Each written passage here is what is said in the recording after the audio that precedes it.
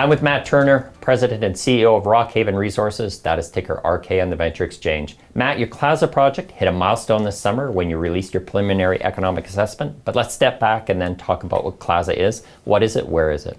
Yeah, first off, Michael, very nice to be in the studio with you today. So Klaza, it's an advanced gold-silver project it's in southwestern Yukon, about a 3-hour drive from the capital city of Whitehorse. The company has been exploring it for 10 years now, and we've done a fair amount of work, over 100,000 meters of diamond drilling. We're getting up to about 500 drill holes in total now, and we've identified a pretty significant deposit, epithermal deposit. It hosts about, on the global basis, about 1.2 million ounces of gold and another 28 million ounces of silver at about 5 grams gold equivalent. So it's a pretty skookum high-grade deposit. This past July, as you mentioned, we wrapped updated economics around that at $14.50 gold and $17 silver. And it's shows to be a very robust, long-lived deposit. We're looking at about 37% post-tax IRR, 378 million post-tax NPV. So really good, strong economic numbers. And the project will produce about 1 million ounces gold equivalent over the 12-year mine life. So it's again, it's a pretty special deposit in a fantastic part of the world. Matt, you described the project as being a God's gift to geologists. Tell us about the rocks. What makes it so good? Yeah, so first you look at the lay of the land at Klaza. A lot of people look at it and they actually think that the photos of Klaza that we're showing a property in Nevada. It's got really nice gentle topography, rolling hills. It's in the Dawson Gold Belt, which is the same belt of rocks that hosts Kaminak's coffee deposit, which obviously Kaminak was bought out by Goldcorp for $500 million. So for that deposit, so we've got some amazing neighbors right in that same belt of rocks. One of the differences though is that we've got really good access compared to other deposits in the belt. So again, we're only about 3 hours of drive from Whitehorse. It's near the power grid.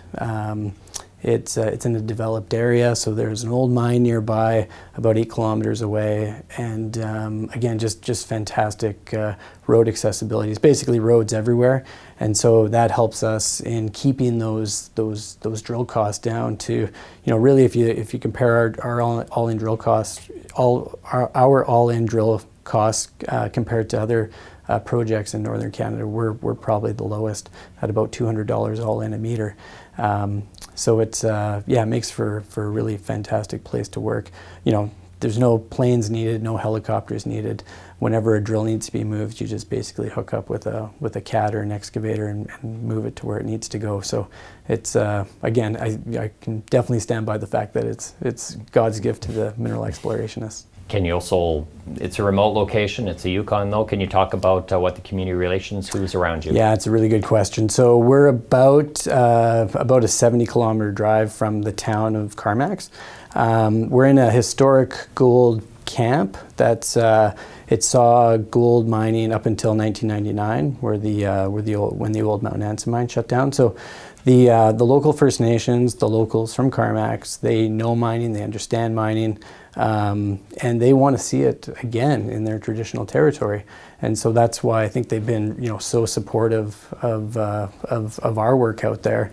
And I think it really started on day one when we started, before we even went out to the project. We met with them and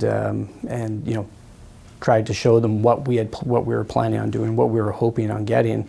And about 5 years after that, we were able to sign an exploration benefits agreement with the local First Nation, and that's been going on now, strongly for over 5 years now.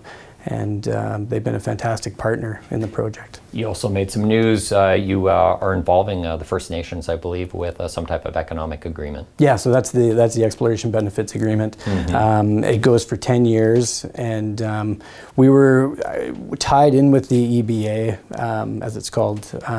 There was 5-year warrants granted. That's the maximum you're allowed to grant warrants, and so that 5 years just expired on those warrants. So we we had a news release out about 3 weeks ago where we were able to grant them another 5 years worth of warrants. And the chief of Little Salmon Carmacks First Nation put in a really nice quote in that press release about how thrilled they are working with Rockhaven. You had the PA in July. You said the next steps right now are just to add it out, make it more robust. Yes. So what's the plan? What are you drilling right now, and what are going to be some catalysts? Yeah, really good question. So right now we're looking at basically all of our resources are up on top of the Klaza hill. That's basically where we put 99% of our exploration dollars in. Over the last couple of years, we've been looking at other targets that are, outboard targets, but only about 2 to 3 kilometers away from the main deposit. And so we built those targets up through soil geochemistry, through geophysics. And so 2020 is the year that we're going to be testing those. And so we're about 5,000 meters into about a 6,000 to 8,000 meter drill program right now. So we're not too sure where we're going to end up on the total meters. But the idea is to see if there's anything else that's adjacent to the deposit before we go and take the entire deposit through to pre-feasibility, which is going to start next year.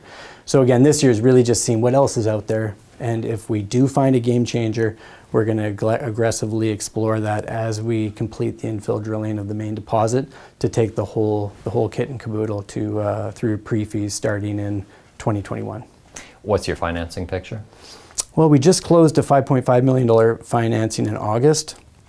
So we had about $2 million going in. So we expect to be at around $5 million coming out of this program.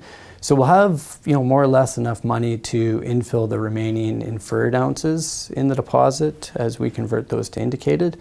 And then those dollars are already raised.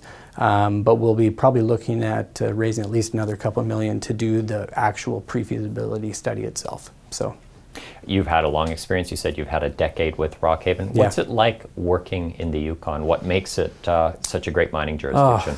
There's so many different elements. You look at the first one I've already touched on, just the First Nation support, the local support, the government support. It's been huge for us going forward.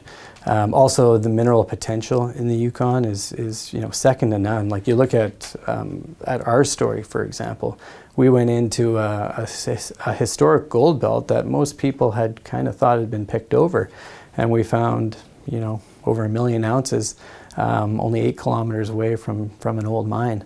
And then I guess, finally infrastructure, I think it's a real advantage in the Yukon. If you look at, again, our story, we're right along a road. There's power grid right nearby as well. And you've got access to Deepwater Port in a couple locations, Skagway, Haines, if you want to look a little bit further afield down in Stewart in BC. So there's obviously a lot going for the Yukon. Thank you very much. Thank you, Michael.